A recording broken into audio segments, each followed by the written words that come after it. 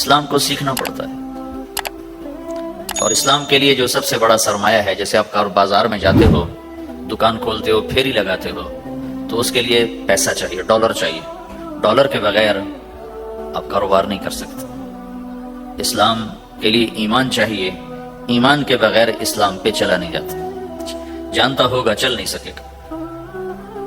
ایمان وہ طاقت ہے، وہ سرمایہ ہے، وہ کیپٹل ہے جس سے کوئی مرد عورت وہ دین پہ چل سکتا ہے. یہ زیادہ ہوگا تو زیادہ چلے گا، تھوڑا ہوگا تو تھوڑا چلے گا، نہیں ہوگا تو صفر ہوگا، زیرو ہوگا. تبلیغ کا جو یہ کام اللہ تعالیٰ نے ہمیں دیا ہے، یہ ایمان کو سیکھنے کی اور اس کو آگے پہنچانے اور پھیلانے کی محنت ہے.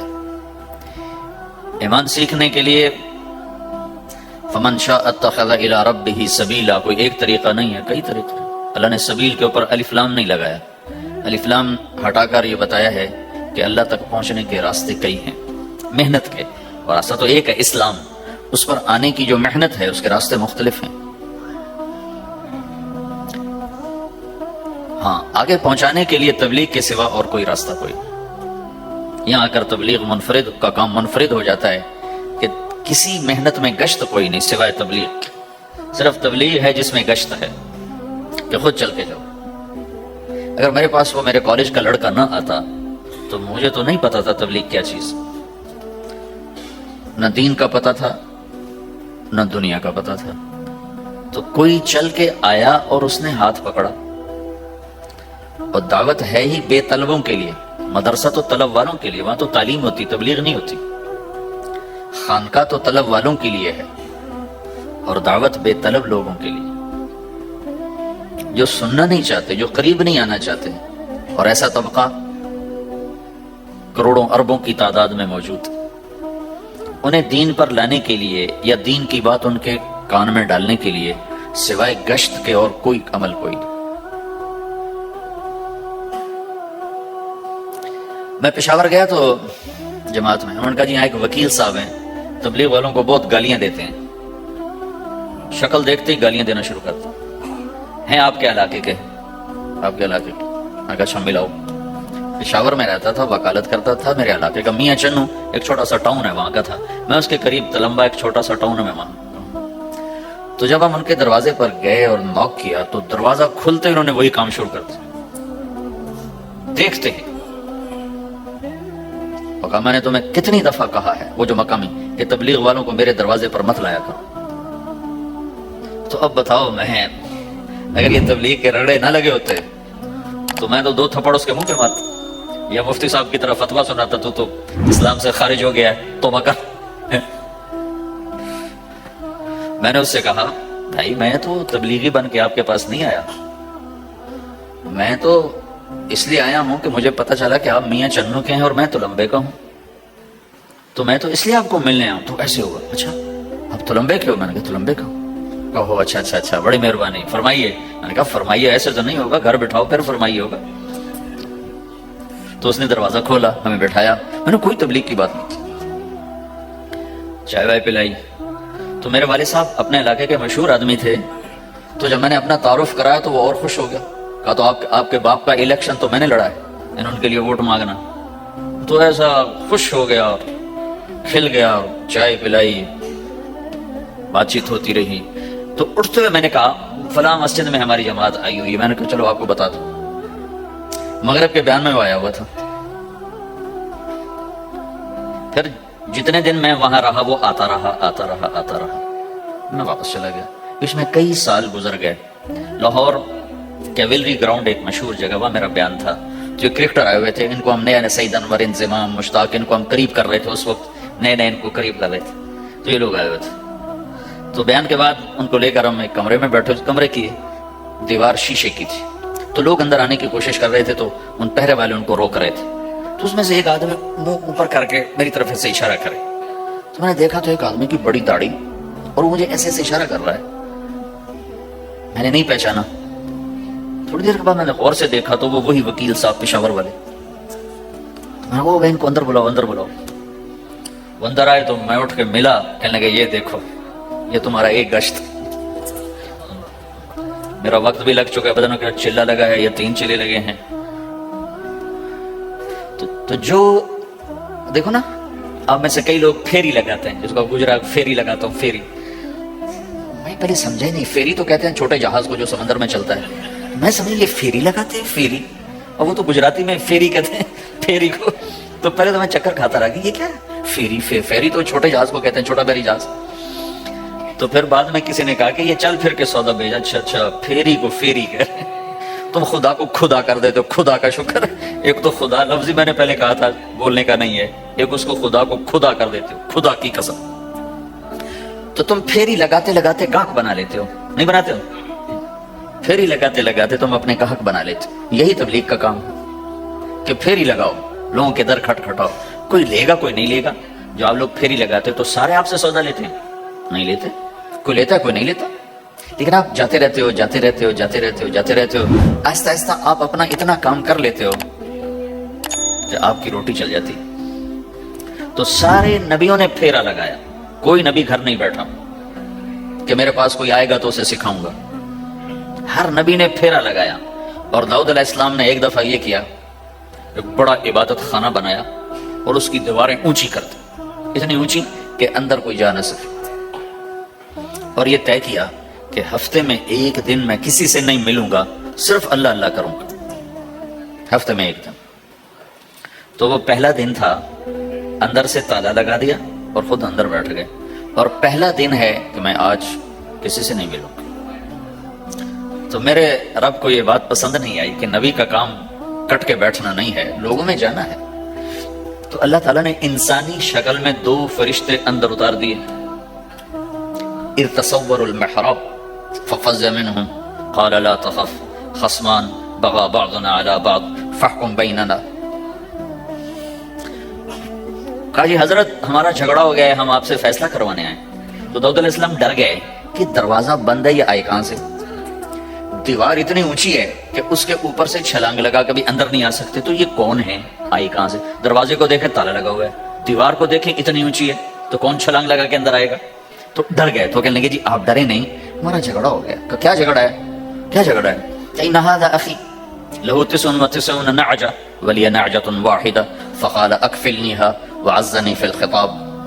یہ میرا بھائی ہے، اس کے پاس 99 بکریاں ہیں، بھیڑیں، 99 بھیڑ ہے، اور میرے پاس ایک ہے. یہ مجھے کہتا ہے ایک بھی مجھے دے دے، میری 100 پوری ہو جائے. تو آپ بتاؤ یہ غلط کر رہا ہے کہ ٹھیک کر رہا ہے؟ اب یہ فیصلہ تو آپ چھوٹے سے بچے سے بھی کروا سکتے ہو. نہیں، یہ تو لطیفہ سا بن گیا. داؤد علیہ السلام کے لیے لطیفہ بن گیا کہ ایک آدمی کہتا ہے جی میرے پاس 99 ہے، تیرے پاس ایک ہے، تو ایک مجھے دے دے، میری 100 ہو جائے. تو داؤد علیہ السلام سوچ میں پڑ گئے یہ چکر کیا ہے. تو ایک دم ان کو خیال آیا، جیسے میرے رب نے مجھے پیغام بھیجا ہے کہ داؤد تجھے بندوں کو دعوت دینے کے لیے بھیجا ہے، مسلح پر بیٹھنے کے لیے نہیں بھیجا. ہاں مسلح پر بیٹھنا ہے، اس کے لیے رات ہے. قم اللیل الا قلیلا نصفه او انقص منه قلیلا او زد علیہ ورتل القرآن ترتیلا. چل ومن اللیل فتہجد به نافلة لک عسى ان یبعثک ربک مقاما محمودا. رات ہے، آ جاؤ. ان ناشئۃ اللیل ہی اشد وطئا واقوم قیلا. آجا آجا، رات بڑی مزے کی چیز ہے، تو اور میں تنہا. فاذا فرغت فانصب والى ربک فارغب. آ جاؤ. تتجافى جنوبهم عن المضاجع يدعون ربهم خوفا وطمعا ومما رزقناهم ينفقون. رات تیری میری، دن میرے بندوں کے لیے. نہیں بیٹھ سکتا، تسبیح پکڑ کے نہیں بیٹھ سکتے ہو.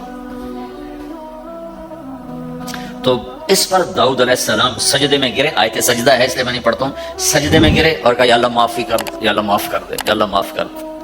میں نے دروازے بند کر لیے، حالانکہ یہ میرے منصب کے خلاف تھا. اس پر اللہ سے معافی مانگی.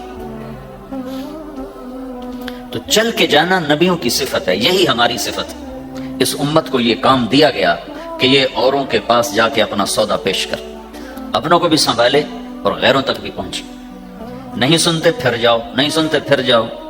کیونکہ دلوں کا پھیرنا اللہ کے ہاتھ میں ہے، تیرے ذمہ آواز لگانا ہے. اللہ تعالیٰ نے تقسیم کر دی. قم اللیل الا قلیلا، رات اللہ کے پاس آ جا. دن میں کیا کر، ان لک فی النہار سبحا طویلا، تیرا دن میں کام بہت زیادہ ہے. سبحا طویلا، دعوت کے کام کو تیرنے سے تشبیہ دی ہے. سبح تیرنے کو کہتے ہیں. اللہ کے نبی کا ایک گھوڑا تھا جس کا نام تھا سبحا، میں نے بتایا تھا پہلے دن. وہ اتنا تیز چلتا تھا جیسے تیر رہی ہو، اس لیے اللہ کے نبی نے خود اس کا نام سبحا رکھا تھا، تیرنے والا. تو تبلیغ کے کام کو تیرنے سے تشبیہ دی کہ آپ نے لمبا تیرنا ہے، اور مکے میں تو پانی کوئی نہیں، تو کہاں تیرنا ہے؟ سارے مکے میں پانی کا قطرہ کوئی نہیں، زمزم کے کنویں کے سوا، تو تیرنا کہاں ہے؟ یہ اس دعوت کے کام کی بڑی خوبصورت تصویر ہے، سبحا طویلا۔ حالانکہ اللہ فرماتا ہے ان لک فی النہار شغلا طویلا، عملا عظیما، جہدا طویلا، لیکن سبحا طویلا۔ جو آدمی چل رہا ہوتا ہے اگر وہ بیٹھ جائے تو کوئی نقصان تو کوئی نہیں، گاڑی چلا رہا ہے کہیں گاڑی روک لے تو کوئی نقصان تو کوئی نہیں، تھوڑی دیر سے پہنچ جائے گا۔ کہیں گاڑی کھڑی کر کے کافی پینے لگ گیا تو کوئی مسئلہ تو کوئی نہیں ہے، آدھا گھنٹہ دیر سے گھر پہنچ جائے گا۔ تیرنے والا پانی میں اتر گیا، اب یہ رک سکتا ہے؟ کیوں بھائی؟ اگر یہ کافی پینے کا ارادہ کرے تو کہاں جائے گا؟ تو مچھلی کے پیٹ میں جائے گا۔ پانی میں اترنے کے بعد اختیار ختم ہے، اب تیرنا ہے۔ کہاں تک؟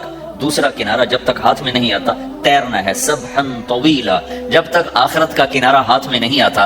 اے میرے نبی تجھے دعوت کا کام کرتے ہی رہنا ہے، کرتے ہی رہنا ہے، کرتے ہی رہنا ہے، تیری چھٹی کوئی نہیں۔ سبحا میں یہ اشارہ تھا کہ چھٹی کوئی نہیں، یہ موت تک کا کام ہے۔ وَاعْبُدْ رَبَّكَ حَتَّى يَأْتِيَكَ الْيَقِينُ۔ ہائے ہائے، جب یہ آیت اتری یا ایھا المدثر قم فانذر وربک فکبر، اے میرے محبوب اٹھ جا، اٹھ جا، میرا پیغام سنا، تو لیٹا ہوا ہے۔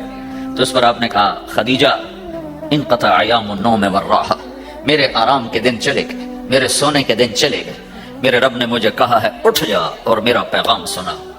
تو اس وقت تو کوئی جاننے والا نہیں تھا، تو پہلے آپ چپکے چپکے بات فرما رہے تھے، پھر اللہ نے کہا کھل کے کہہ، تو پھر آپ نے کہا میں خدیجہ میں کس کو کہوں، میری کون سنے گا، من ادعو من یستجیب۔ تو حضرت خدیجہ نے عرض کی یا رسول اللہ آپ دعوت دینے میں پہل کریں، میں لبیک کہنے میں پہل کرتی ہوں۔ تو بھائیو، دعوت ہمارا سرمایہ ہے، دعوت سے ایمان بنتا ہے، ایمان سے عمل بنتا ہے۔ تو اگر آپ اس دعوت میں حرکت کرتے رہو گے، ان لک فی النہار سبحا طویلا، کل میں نے اس پر تھوڑی تفصیل سے بات کر دی تھی، آج میں اس سے اگلی بات کرنا چاہتا ہوں، لیکن اس کو بار بار سننا اس لیے ضروری ہے کہ آدمی بڑی جلدی بھول جاتا ہے، اور نفع سامنے نہ ہو تو اس کے لیے قدم اٹھانا، مال لگانا مشکل ہو جاتا ہے۔ آپ پھیری بھی تو لگاتے ہو، تو شام کو پیسہ ہاتھ میں آتا ہے تو تھکاوٹ چلی جاتی۔ میں نے ایک شخص سے کہا تھوڑا تبلیغ میں وقت دے دو بھائی، کہا جی مجھے گولیاں لگی تھیں تو اس کے بعد میرے بدن میں درد ہوتا ہے تو میں ٹائم نہیں دے سکتا، لیکن میں اسے دیکھتا تھا وہ صبح سے شام تک اپنے دکان پہ کھڑا ہوتا تھا، کھڑا ہو کے کام کرتا تھا۔ تو ایک دن میں نے اس سے پوچھا یہ تو دکان پہ کھڑا ہوتا ہے، اس کا درد تمہیں نہیں ہوتا؟ تبلیغ میں تو اتنی مشقت نہیں ہے۔ وہ کہنے لگا جی روز درد بہت ہوتا ہے، لیکن میں جب شام کو پیسے گنتا ہوں تو سارا درد چلا جاتا ہے، سارا درد چلا جاتا ہے۔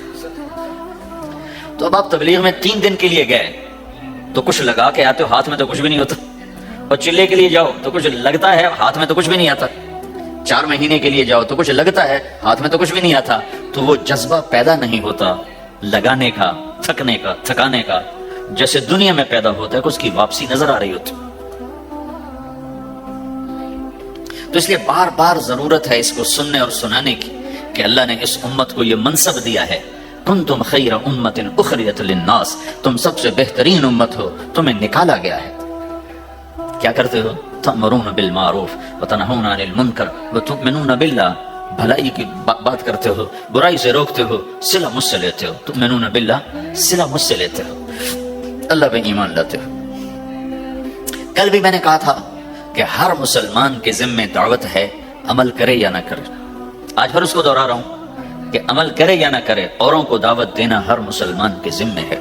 اللہ تعالیٰ نے بنو اسرائیل کے بارے میں کہا میری تم پہ لعنت ہے، لعن الذین کفروا من بنی اسرائیل علی لسان داود و عیسیٰ ابن مریم، اے داود اے عیسیٰ ان پر لعنت بھیجو۔ کتنا سخت اللہ کا فرمان ہے۔ اچھا کیوں، کس لیے؟ اللہ نے دو جرم بتائے، ذلک بما عصوا وکانوا یعتدون، یہ بہت نافرمان ہو چکے ہیں، بہت نافرمان ہو چکے ہیں، ایک اس کی وجہ سے ان پر اللہ کی لعنت۔ دوسرا کیا ہے؟ کانوا لا یتناہون عن منکر فعلوہ، جو گناہ خود کر رہے ہوتے ہیں اس سے اوروں کو نہیں روکتے۔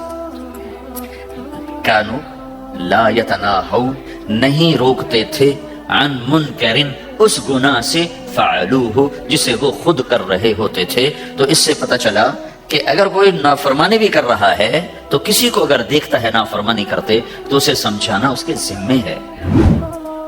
یعنی اللہ تعالیٰ نے اللہ یوں کہہ رہا ہے کہ کم وقت خود تو برائی کر رہا تھا تو کسی کو روکتا تو صحیح، دونوں ہی کام نہیں کیے، نہ خود چھوڑا نہ کسی اور کو روکا۔ تو بھائیو حرکت کرتے رہنا، اس حرکت میں بڑی طاقت ہے۔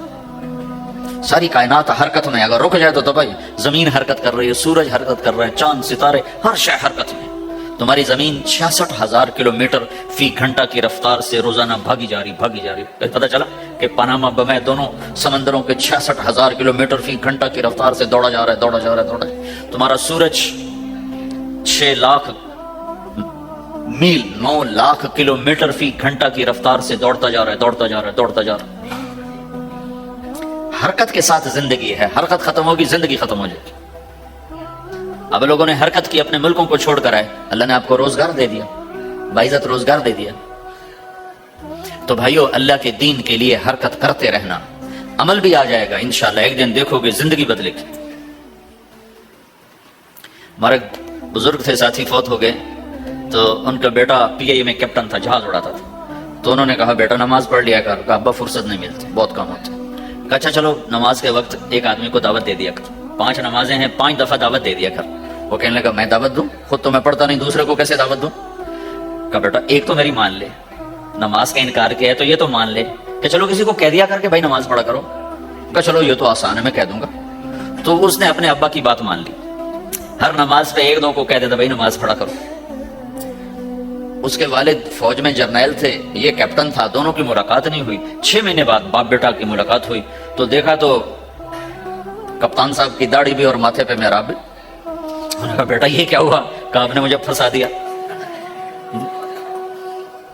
وہ جب میں لوگوں کو کہتا رہا تو میرے اپنے اوپر اثر ہونا شروع ہو گیا کہ میں اپنے آپ کو ملامت کرنے لگا کہ اوروں کو تو کہہ رہا ہے، خود تو پڑھتا نہیں۔ کہا اس نے مجھے کھڑا کیا اور میں نماز پہ آیا۔ پھر ایک دن شیو کرنے لگا، شیشے میں کھڑا دیکھ رہا تھا تو میں نے کہا جب اللہ کو سجدہ کر رہا ہوں تو چہرے پہ نبی کی سنت بھی ہونی چاہیے، تو میں نے سیفٹی بھی پھینک دی، میں داڑھی بھی رکھ لی۔ تو تبلیغ کا کام کرتے رہنا، ہم فرشتے نہیں بن سکتے۔ ایک دفعہ ایک آدمی نے میرے اوپر بڑی چڑھائی کی، تم تبلیغ والے منافق ہو، کہتے کچھ ہو کرتے کچھ ہو، تمہارے قول اور فعل میں بہت فرق ہے۔ جب ان کا غصہ اتر گیا تو میں نے ان سے کہا بھائی 100 نمبر تو اللہ نے بھی نہیں مانگے، آپ کیوں مانگتے ہو؟ اللہ نے کہا ہے فمن ثقلت موازینہ، جس کی نیکیاں بڑھ جائیں گی، گناہ تھوڑے ہوں گے تو پاس کر دوں گی۔ تو 100 نمبر تو اللہ نے بھی نہیں کہا کہ ایک گناہ تیرے کھاتے میں نہیں ہونا چاہیے، 100/100 نمبر لے گا تو جنت دوں گا، نہیں تو ریپٹ مار کے جہنم میں ڈالوں گا۔ تو 100 نمبر تو اللہ بھی نہیں مانگتا، اسے پتا ہے میرا بندہ کمزور ہے، کبھی گناہ کرے گا کبھی نیکی کرے گا۔ تو وہ کہتا ہے جس کے پاس 51 نیکیاں ہوئیں اور 50 گناہ ہوئے تولوں گا تو 51 جھک جائیں گے نا، 50 معاف۔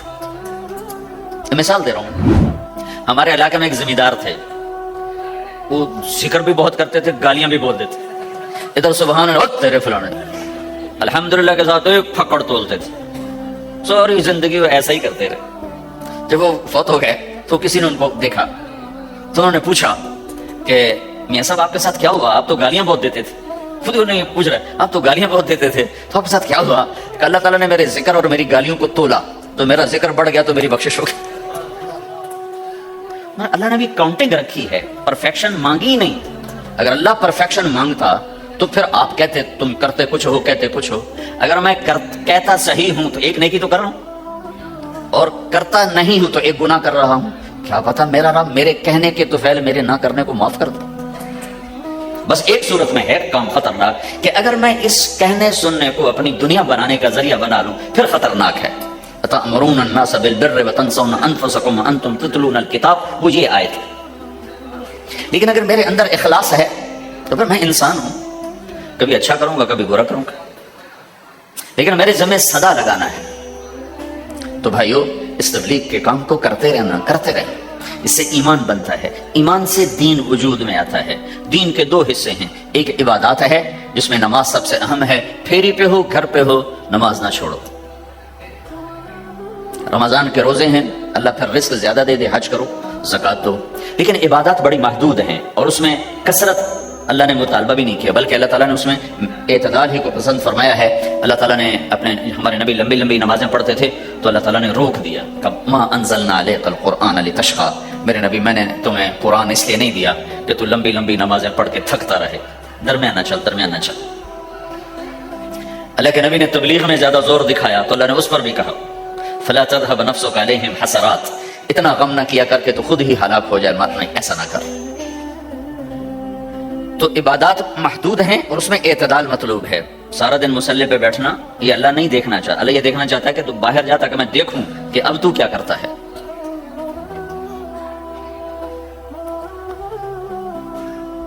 دوسرا حصہ اس کا اخلاقیات ہے، آپس کی معاشرت ہے. دین جو اثر انداز ہوتا ہے وہ معاشرت سے اثر انداز ہوتا ہے، عبادت سے نہیں. عبادات سے نہیں. عبادت تو مسجد کے اندر ہے یا مصلی پر گھر کے اندر ہے، روزہ اندر کی چیز ہے، حج بیت اللہ میں ہے، زکوٰۃ مسلمان کو دی جاتی ہے. تو دنیا میں دین پھیلنے کے لیے اور اپنوں کو دین کے قریب کرنے کے لیے جو سب سے بڑا عمل ہے وہ بھائیو اچھے اخلاق ہے. یہ دوسرا حصہ میں آج بیان کرنا چاہتا ہوں. اللہ کے نبی نے فرمایا ایو اور الاسلام اوثق، مجھے بتاؤ اسلام کا سب سے مضبوط عمل کیا ہے؟ تو صحابہ نے کہا الجہاد. یا رسول اللہ جہاد. اسلام کا سب سے مضبوط عمل کیا ہے؟ صحابہ نے کہا جہاد.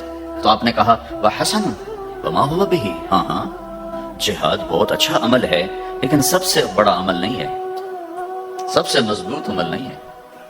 انہوں نے کہا جی الصلاۃ، نماز. تو ہم نے کہا ہاں وحسنۃ وما هي بها، نماز بھی بہت اچھی چیز ہے لیکن وہ نہیں جو میں پوچھ رہا ہوں، سب سے اعلیٰ، سب سے اوپر، سب سے مضبوط نہیں. تو انہوں نے کہا جی الحج، حج. تو آپ نے کہا حج بھی بہت اچھا عمل ہے لیکن وہ نہیں جو میں نے پوچھا ہے. پھر صحابہ نے کہا جی روزہ، آپ کا روزہ بھی بہت اچھا ہے لیکن وہ نہیں جو میں نے پوچھا ہے. تو پھر صحابہ نے کہا یا رسول اللہ پھر آپ ہی بتائیں، ہمیں تو نہیں پتا. تو ہمارے نبی عبادات سے اوپر لا رہے ہیں، اپنے ساتھیوں کو عبادات پہ قائم کر دیا. ہر آدمی نمازی بن چکا ہے، ہر آدمی روزے دار بن چکا ہے، ہر آدمی مالدار زکات دینے والا بن چکا ہے اور ہر آدمی حج کا جذبہ پیدا کر چکا ہے. اب آپ ان کو اخلاق پہ لانا چاہتے ہیں چونکہ اسلام کی تکمیل اخلاق سے ہے. اسلام کو تشبیہ دی گئی ہے گھر کے ساتھ، بنی الاسلام علی خمس. تو بنیا کا لفظ عمارت پر بولا جاتا ہے. تو اسلام کی بنیاد میں ہے کلمہ، نماز، روزہ، حج، زکات. اگر اس مسجد کی بنیادیں بھر دی جائیں تو اس کو مسجد تو نہیں کہیں گے نا. ہاں جی بنیادیں ڈال دی ہیں، چھت ڈالنی ہے. جب چھت پڑے گی تو پھر یہ مسجد کہلائے گی. تو اسلام کی بنیاد قائم ہو چکی تھی، اب آپ چھت ڈالنا چاہتے تھے. چھت کیا ہے؟ وہ اچھے اخلاق ہیں. تو اب آپ ان کو اوپر لا رہے ہیں، اوپر لا رہے ہیں. تو آپ نے جب پوچھا تو انہوں نے وہی کہا جو انہوں نے ابھی سیکھا تھا، نماز، روزہ، جہاد، حج. لیکن آپ نے سب کی نفی کر دی، نہیں یہ بھی نہیں، یہ بھی نہیں، یہ بھی نہیں، یہ بھی نہیں. اچھا یا رسول اللہ آپ بتائیں. تو آپ نے فرمایا ان اوثق عر الاسلام الحب للہ والبغض للہ. اسلام کا سب سے مضبوط عمل وہ آپس میں اللہ کے لیے محبت کرنا ہے. اسلام کا سب سے مضبوط عمل وہ آپس میں اللہ کے لیے محبت کرنا ہے. اسلام کا سب سے مضبوط عمل وہ محبت ہے. اللہ کے لیے بغض ہے، اللہ کے لیے محبت ہے. یہ اسلام کا سب سے مضبوط عمل ہے. تو بھائیو یہ چھوٹا سا معاشرہ اسلامی بن جائے، اس کے لیے بنیاد میں نے پہلے بتا دی، اب چھت بتا رہا ہوں، وہ ہیں اچھے اخلاق. اللہ تعالیٰ نے جب ہمارے نبی نے نماز لمبی پڑھی تو اللہ نے کہا درمیانی پڑھو. میں نے ابھی بتایا تبلیغ میں دکھ زیادہ جھیلا تو اللہ نے کہا درمیانہ چلو. لیکن جب اللہ کے نبی نے اخلاق بلند کیے، اخلاق، تو اس پر بھی اللہ تعالیٰ فرماتا ہے میرے نبی ذرا اتنا نرم نہ ہو، تھوڑا سا سختی دکھا، آنکھیں دکھا، تھوڑا شوں شاں کر ہے. تو میرے رب نے کیا کہا؟ واہ، میرے رب نے آپ کے اخلاق کی جیسی تعریف کی ہے آپ کے کسی عمل کی ایسی تعریف نہیں کی. نماز کو کہا معتدل، اعتدال. دعوت کو کہا اعتدال. اور اخلاق کو کیا کہا؟ انک لعلی خلق عظیم. اور اس کو طاقت پہنچائی قسم اٹھا کے، نون. پھر قسم اٹھائی قلم کی جو علم کا ذریعہ ہے، والقلم وما یسطرون. مجھے قسم ہے قلم اور اس کی تحریر کی. ما انت بنعمت ربک بمجنون وان لک لاجرا غیر ممنون. ان دو آیتوں کو چھوڑ کر اگلی جو آیت آ رہی وانک لعلی خلق عظیم. اے میرے محبوب میں قسم اٹھاتا ہوں قلم اور اس کی تحریر کی، تیرے اخلاق بڑے عالی شان ہیں. یہ نہیں کہا تیرے اخلاق بڑے عالی ہیں. انک لعلی، علا، علا کا یہاں بہت عظیم الشان کردار ہے. علا یہ بتا رہا ہے کہ اے میرے نبی جتنے اخلاق تصور کیے جا سکتے ہیں وہ سب تیرے تابع ہو چکے ہیں اور تو ان پہ سوار ہو چکا ہے، تو ان پہ چھا چکا. علا چھا جانے کے لیے ہوتا ہے کہ تمام اخلاق تیرے غلام ہو چکے. ایک دفعہ آپ نے فرمایا اچھے اخلاق 360 قسم ہیں. 360 قسم 360 صفات کا مجموعہ اچھے اخلاق. کوئی ایک صفت کسی کو مل گئی تو جنت میں چلا جائے گا. تو ابو بکر رضی اللہ عنہ سامنے بیٹھے تھے, کہنے لگے یا رسول اللہ افی منہا شیء, ان 360 میں کوئی میرے اندر بھی کچھ ہے؟ تو آپ نے کہا تیرے اندر سارے کا سارا, کوئی کمی کوئی پورے. یہ آپ نے اور کسی کو نہیں کہا, صرف آپ نے یہ ابو بکر سے فرمایا کہ ابو بکر تیرے اندر پورے اخلاق 360. تو بھائیو, آپس کی محبت اور اچھے اخلاق یہ اسلام کا سب سے چوٹی کا سبق, سب سے اعلیٰ درجے کا سبق. اب ایک حدیث میں جو حدیث جبریل کہلاتی ہے, وہ انسانی شکل میں آ کر پوچھتے ہیں یا رسول اللہ اسلام کیا ہے؟ تو آپ کہتے ہیں کلمہ, نماز, روزہ, حج, زکوٰۃ, یہ اسلام ہے. یہی سوال اب آخری حج کا موقع آ چکا ہے, اب اسلام 9 سال آگے 10 سال آگے جا چکا ہے اور اس کی شکل مکمل ہو چکی ہے. تو عمر بن عبسہ رضی اللہ تعالیٰ عنہ یہ آخری حج کے موقع پر آپ سے ملتے ہیں اور آ کر یہ آپ سے پوچھتے ہیں یا رسول اللہ مل اسلام. سوال ایک ہے, مل اسلام. شروع میں مدینے کے داخلے کے شروع میں جبریل انسانی شکل میں آتے ہیں اور کہتے ہیں مل اسلام, اسلام کیا ہے؟ تو آپ کہتے ہیں کلمہ, نماز, روزہ, حج, زکوٰۃ. اب یہی سوال 10 سال کے بعد یا 9 سال کے بعد عمر بن عبسہ کہتے ہیں یا رسول اللہ مل اسلام, اسلام کیا ہے؟ تو اب جواب سنو, آپ نے فرمایا اطعام الطعام و طیب الکلام, میٹھا بول بولنا اور کھانا کھلانا. کسی سے میٹھا بول بولنا کتنا عظیم ہے میرے نبی کی, میرے اللہ کی بارگاہ میں, کہ آپ نے فرمایا ابتسامک فی وجہ اخیک صدقہ. تو اگر کسی مسلمان کو ہنس کے مل لے تو یہ بھی تیرے لیے صدقے کا ثواب, صدقہ لکھا جائے گا. جبریل کہتے ہیں یا رسول اللہ مل ایمان, ایمان کیا ہے؟ تو آپ فرماتے ہیں اللہ کو ماننا, فرشتوں کو ماننا, نبیوں کو ماننا, کتابوں کو ماننا, تقدیر کو ماننا, موت کے بعد کی زندگی کا اقرار کرنا. ان تؤمن باللہ وملائکتہ وکتبہ ورسلہ وبالبعث بعد الموت, یہ ہے ابتدائی جواب. اب یہی سوال عمر بن عبسہ کرتے ہیں 9 سال کے بعد, یا رسول اللہ مل ایمان, ایمان کیا ہے؟ تو آپ نے فرمایا الصبر والسماحہ, صبر کرنا, معاف کرنا. سوال ایک ہے, جواب 2 ہیں. کیوں کہ جگہ اور نوعیت بدل چکی ہے. ابتدائے اسلام ہے تو عبادات بتائی جا رہی ہیں, انتہائی اسلام ہے تو اخلاق بتائے جا رہے ہیں. کہ اے عمر, ایمان کیا ہے؟ صبر کرنا, معاف کرنا, صبر کرنا.